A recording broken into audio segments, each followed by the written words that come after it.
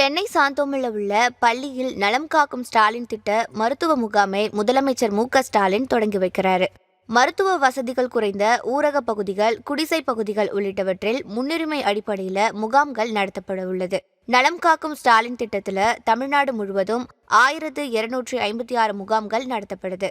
மக்கள் தொகை 10 லட்சத்துக்கும் குறைவாக உள்ள 19 மாநகராட்சிகளில் 57 முகாம்கள் நடத்தப்படுது. சனிக்கிழமை தோறும் காலை 9 மணி முதல் மாலை 4 மணி வரை நலம் காக்கும் ஸ்டாலின் முகாம் நடைபெறுது. இந்த முகாம்ல இதய மறுவை சிகிச்சை பொது மருத்துவ நிபுணர்கள் பங்கேற்கிறாங்க. முதல்வரின் விரிவான மருத்துவ காப்பீடு திட்டத்தின் கீழ் பதிவும் முகாமில் வழங்கப்படுது.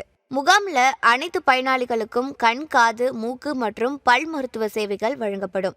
மாற்றுத்திறனாளி, கர்ப்பிணி, வளர்ச்சி குன்றிய குழந்தைகள் உள்ளிட்டோருக்கு முன்னுரிமை வழங்கப்படும். இரத்த பரிசோதனை, இசிஜி, எக்ஸ்ரே, யுஎஸ்ஜி அனைத்து பரிசோதனைகளுக்கும் நடத்தப்படுது. பரிசோதனை மேற்கொள்பவர்களுக்கு பரிசோதனை முடிவுகள் உள்ளடக்கிய மருத்துவ கோப்புகள் வழங்கப்படும் என அறிவிக்கப்பட்டிருக்கு.